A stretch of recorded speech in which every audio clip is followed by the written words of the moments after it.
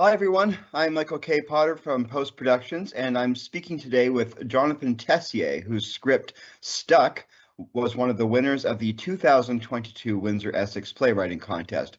Jonathan's play will be produced starting September 30th, 2022 for a 3-week run, 8 performances. Hi John, how are you today? I'm good. How are you? All right.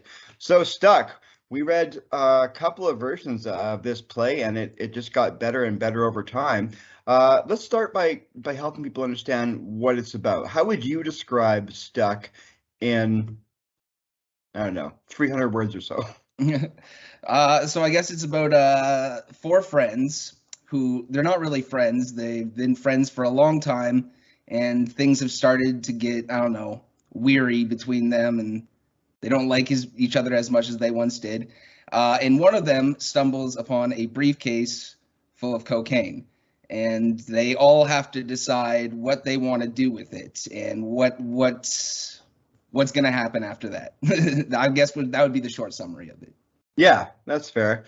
That's fair. And you mentioned that they're friends who, or they used to be friends, or their friendship is waning right now. One of the things that I found really interesting in Stuck is the view of friendship that it puts forth, right? Because you have these people who some like each other more than others, but none seem terribly fond of each other, right? And at times seem even antagonistic. And there's even a discussion at one point about how it's very difficult to break up with your friends. You're sort of stuck with them. And in a way, these people are friends now because they've been friends since they were kids.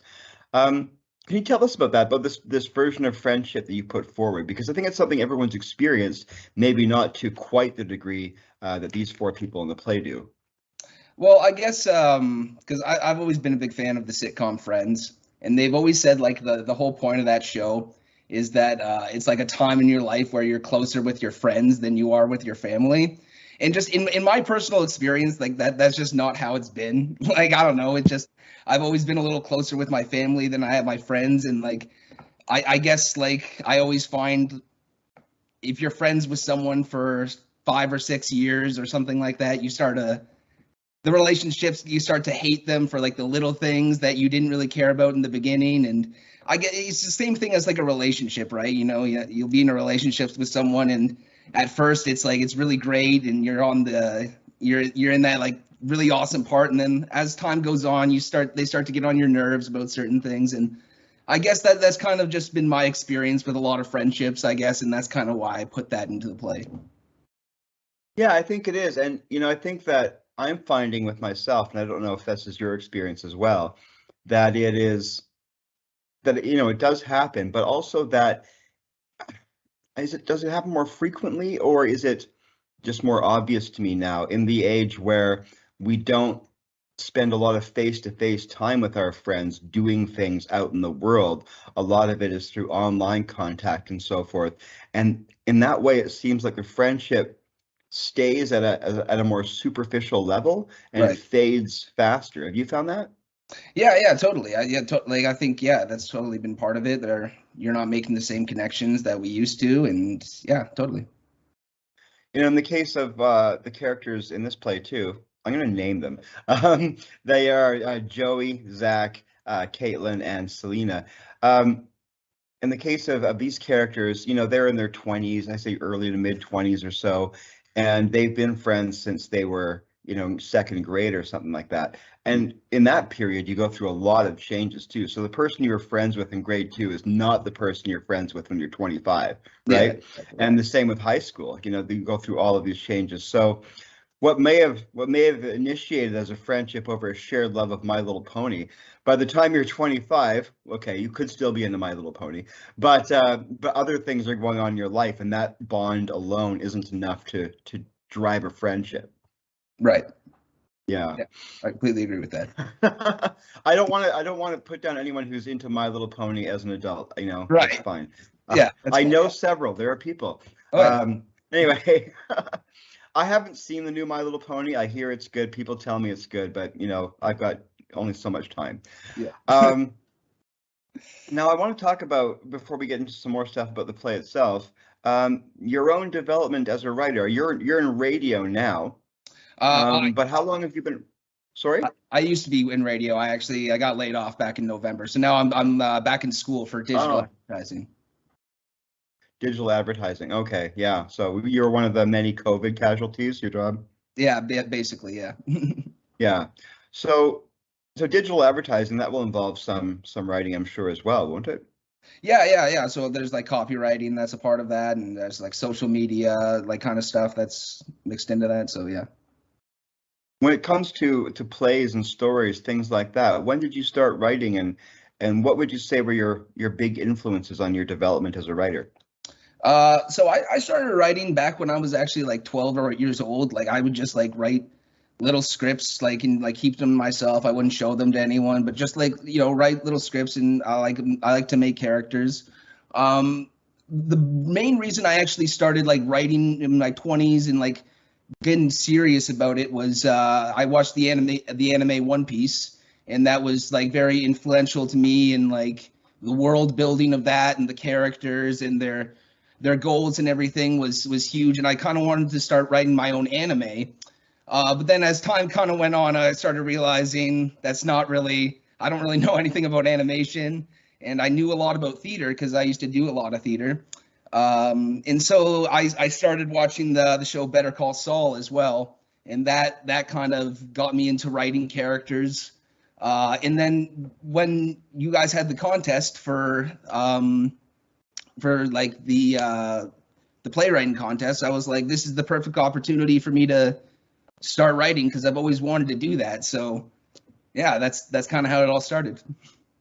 I can kind of see a Better Call Saul influence and sort of a Breaking Bad influence in the way that Vince Gilligan writes stories where everything that happens is a consequence, right? And so the story as it unfolds over the course of 5 seasons or whatever it might be is a chain of consequences. And at some point, those consequences start limiting your options and forcing you down certain paths. Yeah. I can see that influence there. Yeah, I think so. Like that's always been like the thing that's drawn me to that show is like how well the consequences of like even like the early seasons they come all the way back to like see like I remember like in Better Call Saul like they introduced the Sandpiper like storyline in season 1 and all the way into season 6 it follows, and that's what I really like about that storytelling. Yeah, I agree. Do you ever go back to the scripts you wrote when you were 12 or 13 and just out of curiosity, or are you afraid to look at them? I actually don't have them available. They're all on my old family computers that are gone somewhere, and I don't have any access to them. But I do remember parts of them, and it's funny. I don't know. They're bad, but there's parts of them that are good. Well, I mean, when you're starting out, right? Of course they're going to be bad, especially when you're very, very young. I mean, when I started writing, it was basically fan fiction, right? And it was awful. It was awful stuff, embarrassing, but you learn from it. So there's part of your development that's there too. Yeah, absolutely. I wrote a lot of Mario fan fiction. Really? Yeah, that's bizarre. I don't know how many different adventures Mario can go on, but apparently I thought of some. I just remember writing them. I don't remember what they were about. Yeah. So, what would you say? So you have this influence from very consequence-driven dramas like Breaking Bad and so forth, but also this anime influence. That was that the first time that you really became aware of the writing behind a show?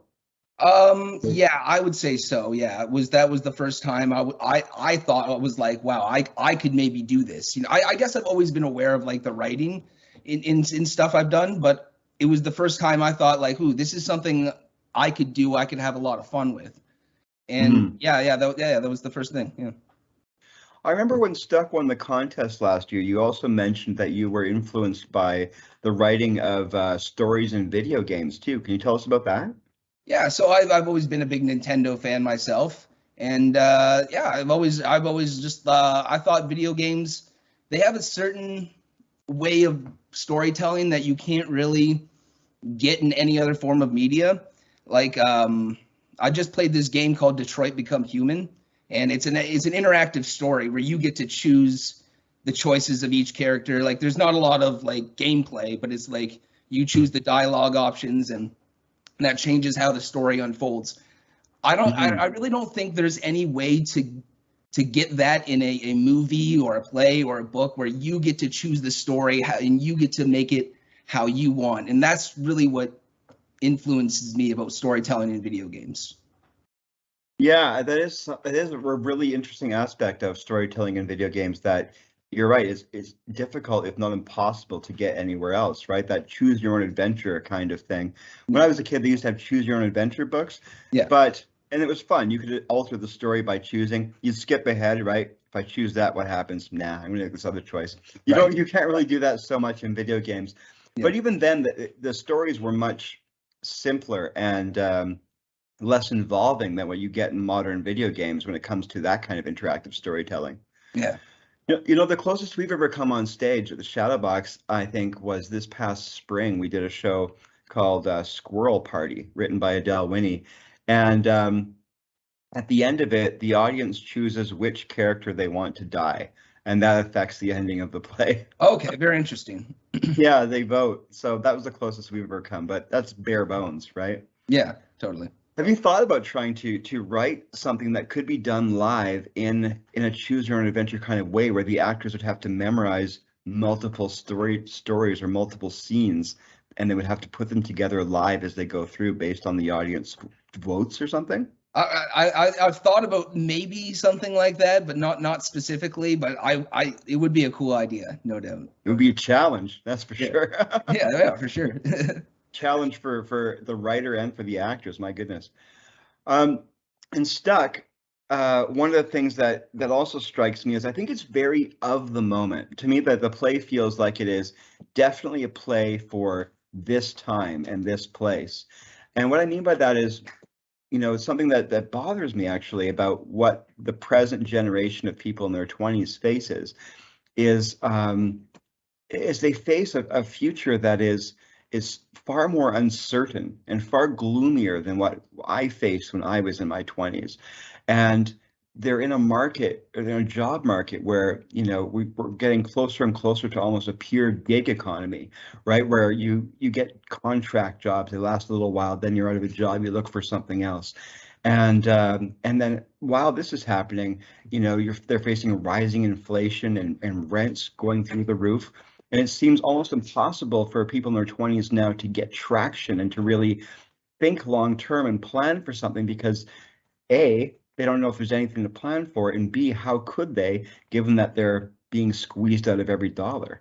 Mm-hmm. Was that something you had in mind when you were writing? Yeah, absolutely. Yeah. So I was writing this during COVID, and there was a time where I was only getting about 75% of my pay, just because stupid COVID regulations or whatever. And I was struggling, and I was really I was thinking to myself, I was like, man, if I found a suitcase full of money, would I take it? You know what I mean? I've always felt like a suitcase full of money, that's sketchy. You take that, someone's going to come try to find you and kill you.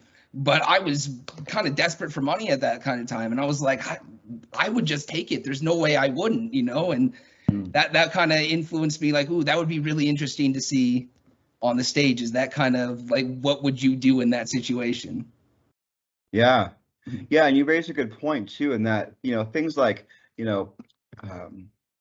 poverty or hopelessness or desperation, they make people more vulnerable, right? Yeah. And so, we always wrestle with our conscience in different situations and so forth. But in a situation like you're describing, if you're feeling poor and feeling as though you're working for nothing, you can't save any money, that's going to be a much larger temptation for you than it would be at a different time of your life. Yeah. Or for somebody who wasn't in that situation, right? Yeah, absolutely. And the characters some of the characters in the play talk about that vulnerability or that precarious state that they're in. I mean, Joey, he has sounds to me like it's a part-time job. Maybe it's a full-time job fixing cell phones, but it's sort of a go nowhere thing. He's good at it, but he doesn't like it, but it's what he can do. And Caitlin just got fired from her job at a pizza place. There are two people with stable jobs in it.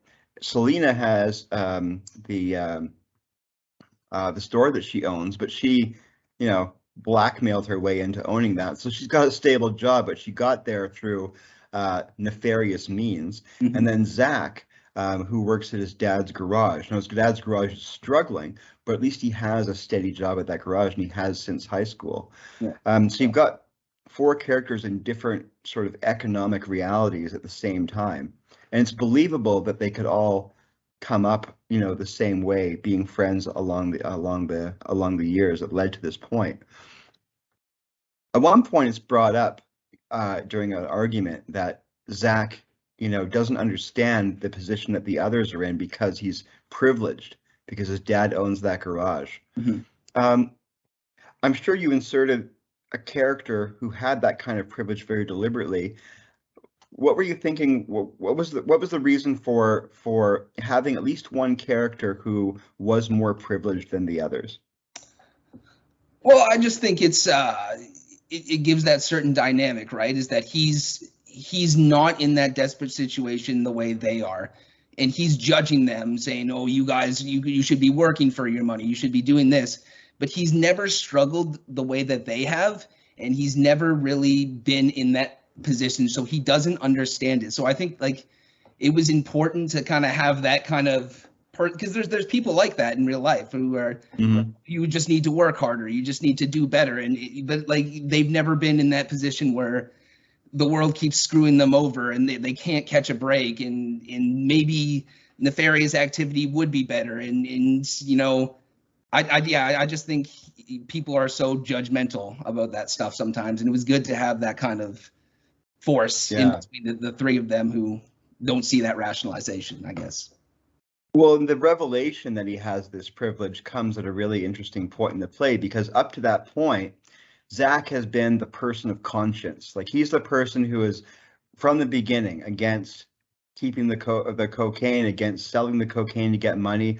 And you think, okay, this is a person, he's a little self-righteous, okay, but he's principled, there's a conscience there.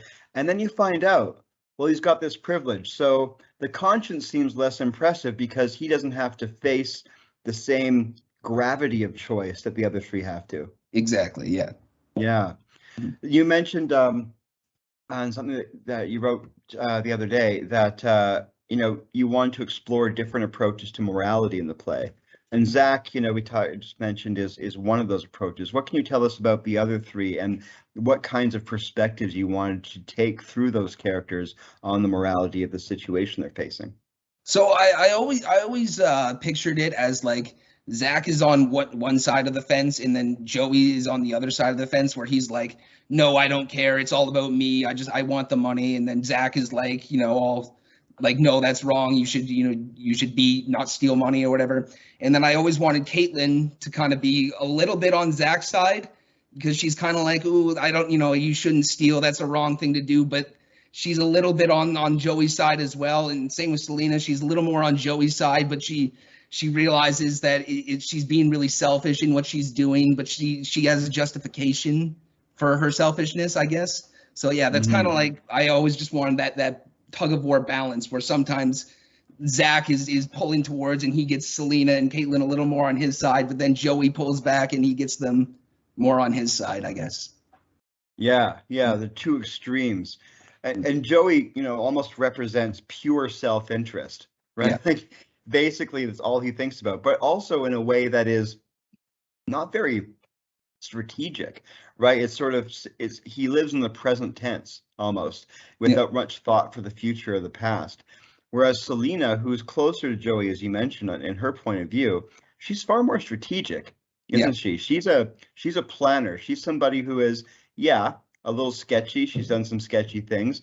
She reminded me of the Kissinger, Henry Kissinger style sort of realpolitik, where it's this idea that, you do what is the most pragmatic thing for you at the moment. That's kind of what she seems like to me. Mm-hmm.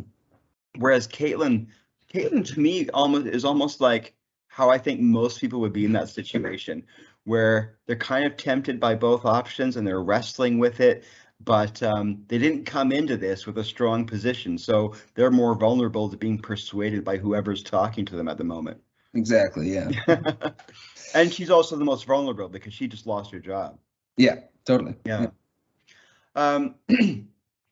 So then we have the character of Marcus, who is the guy who owns the cocaine. And I'm not going to give anything away. I'm trying to avoid basically talking about Act Two. Yeah, fair enough. But you know, at some point, as you mentioned, you know, earlier, somebody's going to come looking for that. And Joey, not being very bright about how he handles things, basically led Marcus right to them.